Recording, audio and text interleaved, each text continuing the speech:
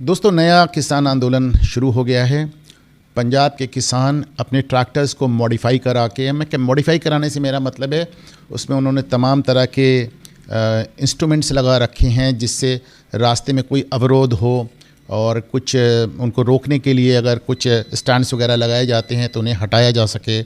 और उनका ये भी दावा है कि फायर प्रूफ है वगैरह वगैरह। मतलब कुल मिलाकर अपने ट्रैक्टर्स को टैंक बनाकर पंजाब के किसान दिल्ली के लिए कूच कर चुके हैं। शंभू बॉर्डर पे उनकी पुलिस से मुठभेड़ जारी है और अभी तक प्राप्त खबरों के अनुसार पुलिस ने आंसू गैस के गोले दागे हैं। कल से मुझसे अलग अलग टीवी प्रोग्राम्स पे पूछा जा रहा है कि साहब समझौते में क्या दिक्कत आ रही है, सरकार किसानों की मांग नहीं ले रही है और बार बार किसानों को दिल्ली का रुख क्यों करना पड़ रहा है। पिछली बार हमने देखा था फार्म लॉज वाला आंदोलन था, उसमें किसानों ने पूरा दिल्ली घेर लिया था और दिल्ली में दूध और सब्जियों की कमी पड़ गई थी। बाद में आपने लाल किले पर चढ़ाई करते देखी और ये एक बहुत सीरियस बात थी। बहरहाल अब फिर सब कुछ शुरू हो गया है। तो एक जाहिर सा सवाल है कि साहब इनकी मांगें क्या हैं जिसे मानने में सरकार को इतनी दिक्कत हो रही है। तो मैं आपको बताता हूं कि किसान चाह क्या रहे हैं। जो उनकी कुछ रीज़नेबल डिमांड्स हैं और कुछ ऐसी डिमांड्स हैं जो शायद कोई सरकार पूरी नहीं कर सकती। पहली बात, किसान अपने लिए 10,000 रुपये महीने की पेंशन चाह रहे हैं। वो सरकार खेती करते हैं, खेती पे कोई टैक्स नहीं लगता है और उसके बाद खेती एक ऐसा व्यवसाय है जो किसी उम्र का मोहताज नहीं है, वो चलता रहता है। लेकिन एक उम्र के बाद वो अपने लिए सरकार से 10,000 रुपये महीने की पेंशन चाह रहे हैं। वो चाहते हैं कि किसानों की पूरी खेती का जो इंश्योरेंस है, जो बीमा है, वो सरकार अपने खर्चे पे कराए। अगर कोई आपदा आती है, कोई प्राकृतिक आपदा आती है या कोई दिक्कत होती है या कभी कभी ऐसा होता है कि कोई फसल इतनी ज़्यादा हो जाती है कि बाज़ार में उसका दाम गिर जाता है, तो जाहिर है उसके लिए MSP है, लेकिन इंश्योरेंस भी उसको कवर करता है। और ये सरकार को चाहते हैं कि अपने खर्चे पे उनकी फसल का इंश्योरेंस हो। फिर वो चाहते हैं कि उनकी सब्सिडी बढ़ा दी जाए। अब सब्सिडी आप अपने मुल्क में एक लिमिट से ज़्यादा नहीं दे सकते, क्योंकि आप विश्व व्यापार संगठन की एक ट्रीटी, एक समझौते से बंधे हुए हैं जिसको WTO कहते हैं, वर्ल्ड ट्रेड ऑर्गेनाइजेशन। तो किसानों की डिमांड है कि आप WTO ही छोड़ दें। आप कोई वैश्विक ट्रीटी जिससे, कोई वैश्विक समझौता जिससे आप बने, उस समझौते को तोड़ दें और हमारी सब्सिडी बढ़ाएं। आपको सुन के बहुत आश्चर्य होगा कि किसानों को जो अभी सब्सिडी मिल रही है वो हमारी GDP की 2% है। क्या आप जानते हैं कि ये हमारे रक्षा बजट से ज़्यादा है? क्या आप जानते हैं कि ये हमारे स्वास्थ्य बजट के बराबर है? यानी रक्षा से ज़्यादा और स्वास्थ्य के बराबर हम किसानों को अभी भी सब्सिडी दे रहे हैं। किसानों को और चाहिए, किसानों को नहीं, पंजाब के किसानों को और चाहिए। और इसके लिए अगर आपको कोई दुनिया में आपने समझौते कर रखे हैं तो वो सब आप तोड़ दें। उनका ये भी कहना है कि इन समझौतों को तोड़ के बाहर से आप जो कुछ भी खाने पीने का सामान देश में आता है उस पर इतनी ज़्यादा आप ड्यूटी बढ़ा दें कि हिंदुस्तान में रहने वालों को सिवाय लोकल किसानों से, स्थानीय किसानों से लेने के अलावा कोई चारा ना बचे और बाहर से आने वाला सारा सामान बंद हो जाए। ये सब डिमांड्स हैं। सबसे दिलचस्प डिमांड मैंने सबसे बाद के लिए बचा के रखी। वैसे उनकी एक कर्जा माफ़ी की भी डिमांड है कि साहब बीज के लिए जो कर्जा लिया हो, बिजली का जो कर्जा हो गया, वो सब माफ़ कर दिया जाए। और फाइनली उनकी एक डिमांड ये है कि आपको मालूम है कि हमारे देश में मनरेगा करके एक स्कीम चलती है जहाँ पे जिन लोगों के पास खेत नहीं है या जो उनके पास खेती से पूरा नहीं पड़ रहा है, उनको सरकार साल में 200 दिन रोज़गार की गारंटी देती है और उनसे सड़कें बनवाई जाती हैं, नहरें खुदवाई जाती हैं और साल में 200 दिन उनको 700 रुपये रोज़ यानी 21,000 रुपये महीने का भुगतान किया जाता है। किसान कहते हैं कि उनको भी मनरेगा में शामिल किया जाए। यानी वो कोई नहर खोदने नहीं जा रहे हैं, वो कोई सड़क बनाने नहीं जा रहे हैं, लेकिन वो जब अपने ही खेत में अपनी ही खेती करेंगे तो उसको भी मनरेगा के तहत मजदूरी माना जाए और साल में 200 दिन उनको 700 रुपये रोज़ के हिसाब से भुगतान किया जाए। जैसे फिर समझें, मनरेगा में लोग बाहर जाते हैं, सड़कें बनाते हैं, नहरें खुदवाते हैं, कुएं खुदवाते हैं, वगैरह वगैरह तमाम चीज़ें सरकार इनसे काम लेती है और इनको साल में 200 दिन की गारंटी देती है रोज़गार की। इसके लिए इनको 700 रुपये रोज़ मिलते हैं।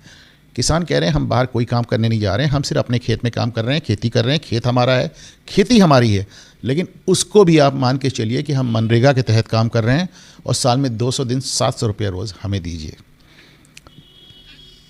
अब दो बातें हैं। पहली बात तो ये कि जो इन्होंने मांगा है इंश्योरेंस, बिजली, बीज, एमएसपी, कौन सी फसल, देखिए ऐसा होता है अक्सर कि किसान कोई फसल उगाता है, मानी टमाटर की खेती हुई और टमाटर की खेती इतनी ज़्यादा हो गई कि बाज़ार में उसका रेट इतना गिर गया कि साहब किसान की लागत नहीं निकल रही है। तो आपने देखा होगा किसान ट्रैक्टर्स पे लाद के टमाटर ले गए और दिल्ली की सड़कों पे फैला दिए कि लो हमारे पास तो इसकी कीमत नहीं निकल रही है। तो ये कीमत वाली बात, कौन सी खेती हो, बिजली का, पानी का, बीज का, एमएसपी का, इंश्योरेंस का, ये सारी चीज़ें उसी कृषि कानून, उसी फार्म लॉज में इंक्लूडेड थी, उसमें शामिल थी, जिसको इन किसानों ने 2020 में खारिज कर दिया और कहा कि साहब इनको आप वापस लीजिए, और भारत सरकार को इन्हें वापस लेना पड़ा। जो फार्म लॉज थे, जो कृषि कानून थे, उसमें किसान खुद प्राइवेट बॉडी से, प्राइवेट कंपनी से समझौता करता है कि साहब देखिए ये हमारी खेती है और हम इससे कम में नहीं बेचेंगे, इतने पैसे हमको चाहिए। और उसके बाद वो प्राइवेट कंपनीज आपके इंश्योरेंस का बिल भी देती, बिजली का भी देती, पानी का भी देती, बीजों का भी देती, आपसे एक डेफिनेट रेट पे आपसे वो खेती खरीद लेती, वो फसल खरीद लेती, फिर उसको बेच पाती या नहीं बेच पाती, किसान को अपना पैसा मिल जाता। एमएसपी जो सरकार से मांग रहे हैं उन्हें कंपनी से मिल जाती, लेकिन नहीं, उन बिल्स को आपने खारिज कर दिया। अब इसका एक कारण जो अभी जो नज़र आ रहा है, कल से जैसा मैंने बताया कि मुझे तमाम टीवी चैनल्स पे मुझे ये बात कहनी पड़ी कि इसमें कोई समझौता संभव नहीं है। जब आप इस तरह की डिमांड्स रखते हैं, जब आप इस तरह की मांगे रखते हैं, तो बेसिकली आप समझौता चाहते नहीं हैं। देखिए जो किसान आए हैं ये पंजाब से आए हैं और माना जा रहा है कि इनको सरकार, पंजाब सरकार, आम आदमी पार्टी की सरकार का समर्थन प्राप्त है, जो इनको बहुत सुनियोजित तरीके से समर्थन देकर दिल्ली की तरफ रवाना कर रही है। माना जा रहा है कि अरविंद केजरीवाल, जो उनकी पार्टी में लगातार गिरफ्तारियां हो रही हैं, छापे पड़ रहे हैं और ख़ुद केजरीवाल की गिरफ्तारी की नौबत आ गई है, उसके चलते सरकार पर दबाव बना रहे हैं। वो चाहते हैं कि या तो सरकार दबाव में आ जाए और नहीं तो फिर अगर किसानों पे लाठीचार्ज हुआ, और किसानों को आपने देखा है कि अगर आप उन्हें नहीं रोकेंगे तो लाल किले पे चढ़ जाएंगे, वो पार्लियामेंट पे चढ़ जाएंगे। पिछले बार पार्लियामेंट जाने की कोशिश कर रहे थे, संसद में। तो आपको जब उनसे आप थोड़ा सख्ती करेंगे तो देश में आपके खिलाफ माहौल बनेगा। तो केजरीवाल का मानना है कि सरकार शायद इस चुनाव के ठीक पहले इस तरह की झड़प से बचना चाहे और केजरीवाल से कोई समझौता कर ले और उनके ऊपर जो गिरफ्तारी की तलवार लटक रही है, कम से कम खुद केजरीवाल की गिरफ्तारी रुक जाए। अब ये जो लगातार पंजाब एक के बाद एक आंदोलन किसानों की आपको देख रहे हैं, किसानों के पास समय भी होता है साहब, उन्होंने फसल बो दी और फिर लंबे समय तक उन्हें कुछ नहीं करना है तो सब आंदोलन पे बैठ जाते हैं। तो लेकिन इससे देखिए हुआ क्या, मैं आपको दिखाता हूँ कि 1981 में पंजाब देश का सबसे अमीर राज्य था, सबसे रिचेस्ट, और अब 40 साल में वही पंजाब देश में 19वें स्थान पे आ गया है। यानी नंबर 1 से नंबर 19 हो गया 40 साल में। क्यों? अब आप देख रहे हैं वहाँ पे जो लगातार आंदोलन भड़काए जा रहे हैं, एक खालिस्तान आंदोलन वापस आ गया है, आपने देखा होगा। ड्रग्स की प्रॉब्लम पहले से है, और हकीकत ये है कि देश में जितने हमारे प्रदेश हैं, 28 प्रदेश, उसमें सबसे ज़्यादा कर्जा अगर किसी पे है तो पंजाब पे है। 53% से ज़्यादा, मतलब 53% ऑफ द जीडीपी, उनकी जीडीपी से 53% उनके ऊपर कर्जा है, जो कि देश में किसी भी राज्य पे सबसे ज़्यादा है।